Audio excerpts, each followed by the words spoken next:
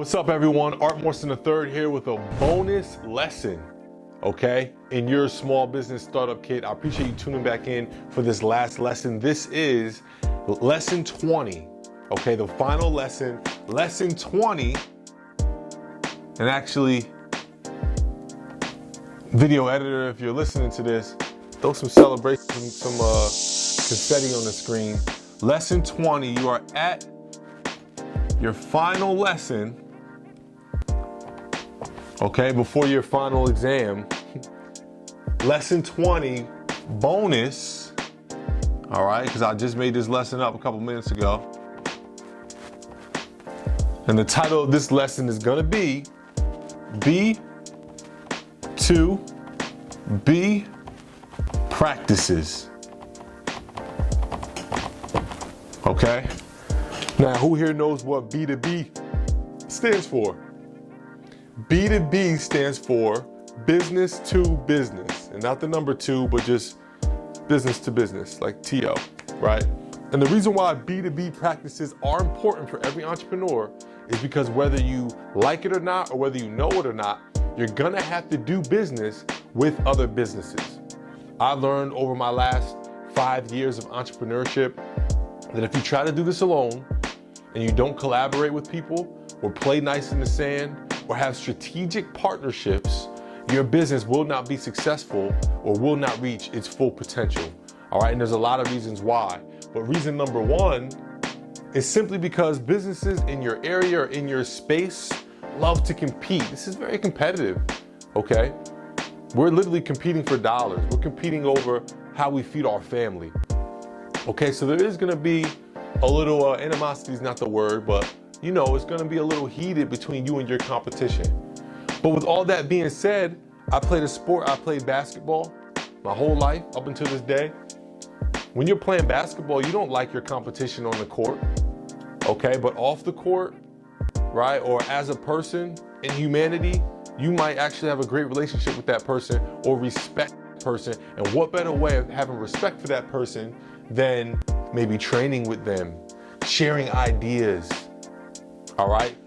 Just reaching out and getting in contact with them to let them know that, hey, you know, I care about you as well because we're in the same space and I admire what you do because I admire what I do, right? Especially if what we talked about early, having a passion, having purpose behind our business, we understand that our competitors probably have the same thing, right? So we want to be sensitive to that as well as respectful of that, and play nice in the sand and learn these business to business practices. All right, so my first business to business practice that I'm not even gonna go in depth with, is because we had a whole lesson on this, and that's email. A quick way to get in contact with other businesses, email. It might be another Instagram page. If you're an influencer, you might connect with another influencer, maybe to go live or share a post or whatever. You might be a company that ain't even really on social media, but you want an audience. So you reach out to another company that's not in your industry, let's say an influencer or an influencer page on social media, to send people to yours, right? That's business to business. So to kind of further break this down before we even go, and I mentioned social, we'll talk about that in a little bit. I'm just gonna list them and then we'll break them down. But business to business, we're always talking about, my whole lesson, or course, was talking about how to engage our audience, our customers, our clientele, okay? Not understanding that there's gonna be a lot of money exchanged, not with your customers, but with other businesses, and it's important that you are a professional when conducting B2B business, business to business, right? But when you're conducting business to business, it's very important. So before we even go through these, let me backtrack a little bit. Let's think of some instances where we might be conducting B2B. We talked about hiring and team building. Well, anytime we're not paying somebody a salary or a W-2 salary, and we're talking about they're an independent contractor, that means we're respecting them as a business entity. So anytime we're doing business with them, that's B2B. They're not an employee, they're not a customer, That's B2B. You're actually their customer, which is another reason why you want to make sure you have these practices down pat so that you don't spend too much money in B2B. I'll give you a bunch of examples for myself, but let's go through these generic examples. So if you have a video editor and he's not, on staff, or he has his own company, he edits for other people, or he or she, excuse me, that's B2B. Okay? If you hire me, a consultant, that's B2B.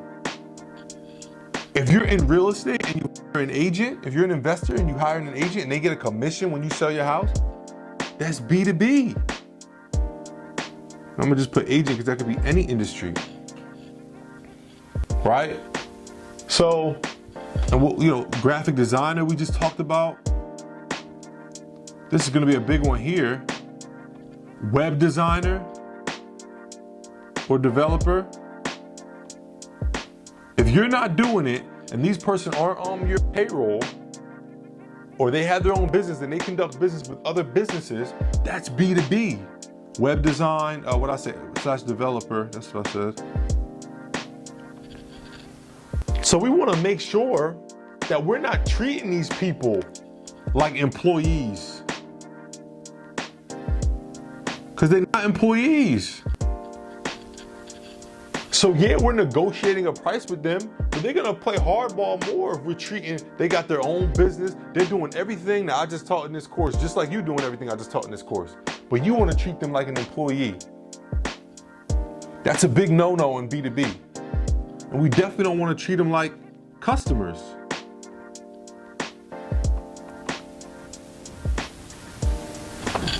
Which is wrong on the opposite end. The customer's always right. These cats might not always be right, especially when you're negotiating and trying to come up with the terms. Forget the price, but the terms. I'll give you a couple examples of my own. Video editor was tough. I had a good friend who was in video editing, still does editing for us today. As I grew businesses, he couldn't handle the full workload of it. We had to find other editors. I grew up with this guy from 5th grade, so our terms were like kind of whatever. Pay me whenever, finish the work whenever. I couldn't have terms like that with my new video editors. I had to have solid terms, and there was a negotiation involved. So if I approached them like they were a customer, or like they were doing me a favor, that gave them more leverage to run the price up. If I treated them like an employee, like they owe me something, right, that gave them more ammunition to run the price up. Oh, this guy's an a-hole, he's not a nice person. He not get no discount, no special rate, no special treatment. So we want to find a happy medium in here. It's very important. And it's not even really a happy medium. My larger point is that it's something different altogether. And that's why I wanted to add this bonus, because a lot of people don't understand that. I work with people who treat me like a customer. So I'm like, man, $800 for a website? Come on, man, I'll give you $5, man. Website's not even really that hard, yada yada. And they might bend over backwards and let me go with that $5 because they're desperate for they want my business. Not understanding I need them too. Which brings me to the whole point of B2B, and that's creating win-win situations. So with all these people here, we talked about team building and leverage, so we tapped on this a little bit. But when someone has their own business or conducting business on their own independently, you want to make sure that they're winning as well. But then you also want to make sure you're winning. So in your negotiations, in your communication, you want to make sure that it's a win-win for both parties. And the way that you do that, again, not treating them like employees, not treating them like customers, but treating them like a fellow business. So let's go back to what we said in the beginning. Why do I want to network with fellow business owners? Because you never know when I might need their services. You never know what services they're using that you might need. So if I'm in the restaurant industry and I'm cool with fellow restaurant owners, they might tell me another plug of where I can get rolls. I might really like their rolls and I say, I want your rolls in my restaurant. What's the plug? And they don't mind giving it to you because they know that you're gonna keep that same energy with them. You're gonna refer them to where you got the best napkins for your restaurant. Right? So now it behooves both parties. It's a win-win to give that information. Okay? My good friend, he does marketing. Whenever he posts things that I like, I repost on social media. Whenever somebody asks me for marketing or digital marketing or graphic design, I send them to him. And in turn, he does the same exact thing, right, for me. Whenever someone goes to him saying, I got a kid, he plays basketball, points them to me. Hey, I'm looking to buy a house, I'm in real estate, points them to me. So then when he and I conduct business, now when I need his services, I get a nice price that nobody else is getting. And now when he needs my services, or when it's time for him to invest in a house, or when his kid's time to play basketball, I do the same thing. Because I understand the power of B2B. I could be strict with him and say, nah, man, it's full price, man, I'm sorry. And he could do the same thing to me. But now then I'm not tapping in or capitalizing on his network, his services, his referrals. Okay, so it's very important to understand that concept. When someone has their own business, it's their job to grow a network and grow clientele. That's the leverage that they have. When you're dealing with a customer, it's the same thing. Don't get me wrong, this doesn't mean treat customers bad or treat your employees bad, because they have a network of friends and family, but it's not necessarily their job to. When you're dealing with other business owners, it's their job. They don't eat unless they grow their network. So if you're trying to grow your network, and they got a network or are growing theirs as well, you want that relationship to be smooth so that you can each tap into each other's network, tap into each other's services, their products, okay? So let's get back on track here. That's why B2B is important. These are some different businesses that you're gonna be working with often that we've already talked about throughout this. We talked about creating a win-win, but let's get back to what we were saying before. We said email, social. I'll leave those two up because that's what was up before. If you are a business, all right, and you're a high-performing individual in your business, and you understand everything that I just ranted to you about for 10 minutes, then when somebody sends you an email offering to collab or sends you a social media direct message asking you to collaborate or partner in some way, shape, or form, you're gonna get excited because you know the opportunities. You're not sucking your teeth. Like, yo, if you get a complaint email from a customer, you know you gotta make it right. You get a bill email, you gotta take care of that bill. You don't want that energy. But when you get an email from another business not asking you for anything, okay, or maybe asking you for something but offering value, we'll get to that in a second on how you can be on the other end.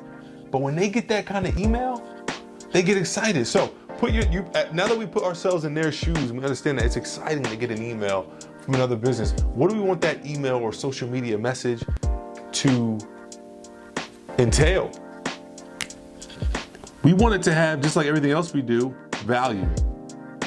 And not just any value, but value for them. And I'm gonna write here specifically.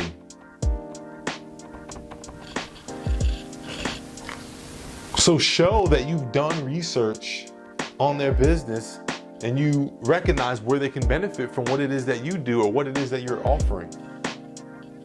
Okay? Request, right? I'm gonna put here open. Stay open. Request the same thing from them. Hey, if you have any way that you'd like to collaborate or anything in mind, or if you ever have any need for this, this, and this, or if you have anything that you want, that's what people want to hear. Somebody can hit me right now. Hey, say, hey, listen, I sell potatoes. I know you're in real estate.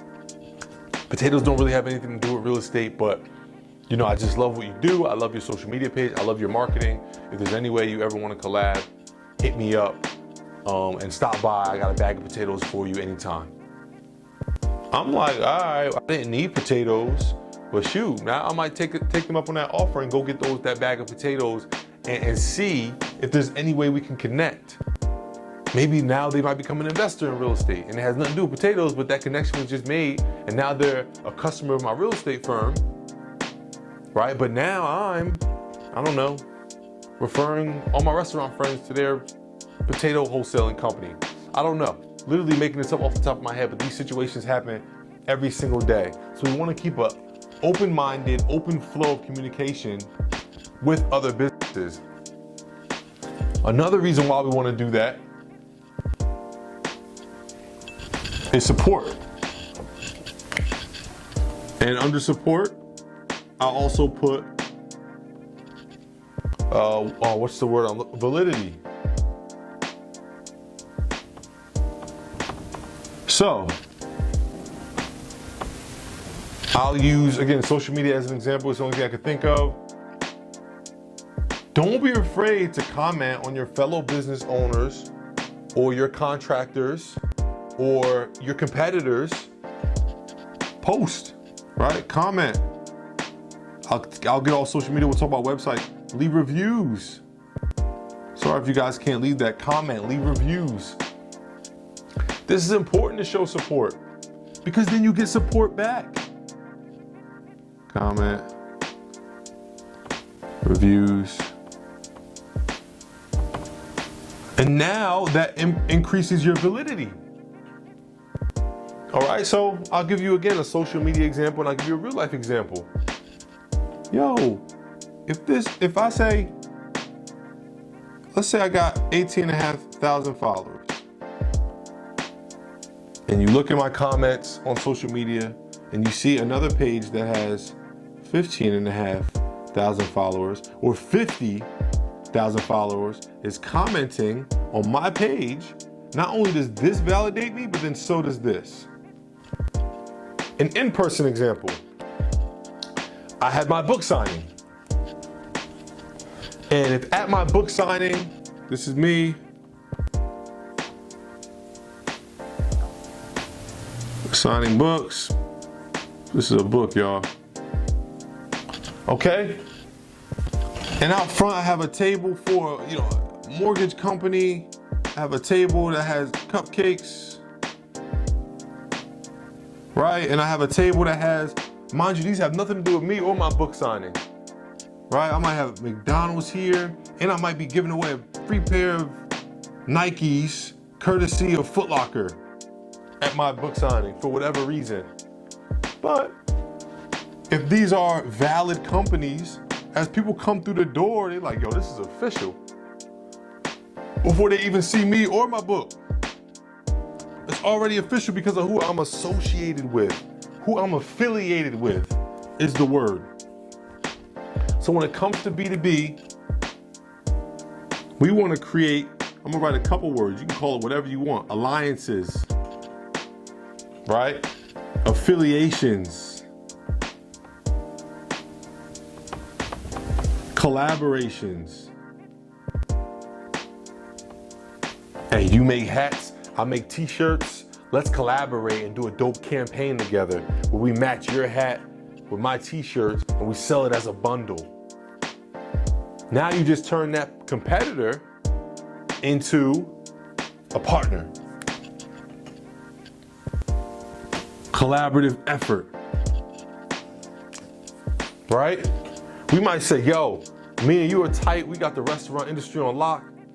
Here comes whatever restaurant. I won't say any names for whatever reason, but this big swanky restaurant coming on our street. So instead of all three of us competing and losing business, let's me and you, because we're tight, make sure these guys don't get no business. Let's do something together. Let's host a block party together. Right? Let's give out each other coupons at our restaurant. Let's say buy a meal at mine, get ice cream for free at yours. Right? That's an alliance. Or, shoot, the other route is try to get that third party to join your alliance. Then when they say no, put them out of business, right? But I'm joking here, but my point is there's so many ways that B2B and having the right practices and understanding a win-win can help you in business. All right, it's very, very, very important. Understanding this win-win. Putting yourself in the other business's shoes and saying, would I accept this? Is this a win? And if the answer is yes and they're still saying no, it's not always gonna be successful. But, I mean, honestly, in my opinion, every company, every business should have a business development staff member or someone who's doing this full time, reaching out to other businesses, looking for collaborations, looking for ways of growth. I'm a motivational speaker, you're a motivational speaker, let's host an event together, right? These are all different ways that a B2B situation can happen. And you hear me making them up on the fly because I've gone through them. Last example I'll give is my first ever business, Above Maximum Basketball. We train kids. Here's me,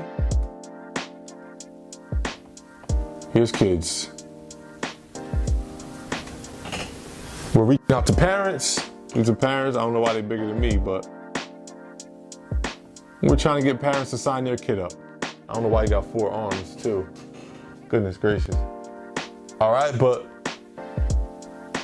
you do this, you repeat it, right? Kid, parent, and repeat and repeat, repeat. What's another way that I can grow my business instead of just reaching out to parents and kids? I had to reflect on that after being a year and a half, 2 years in, and my business growing at a certain pace. So let's think of some obvious ones. Schools. Schools got kids, right? Other basketball companies, duh. Right? So I had private training, one-on-one, but then I had teams. But before I had teams, I could collab with other teams to train their kids one-on-one. Even after I have teams, I can do that. We just might sign some paperwork that says, you're gonna send me kids from your teams to coach one-on-one, but then they can't play on my teams, a non-compete. Right? That's realistic. That's a win-win. Damn, I'm gonna do a happy face. There it is. You still look slick, but, right, that's a win-win. So these kind of things are what you wanna look forward to in your B2B practices. But anyway, to continue on my point, when I thought about this and I ran the numbers on how many schools there were and how many students go to school, which is like 92% of the country are in school, we created a whole product for schools. We created a whole after-school program.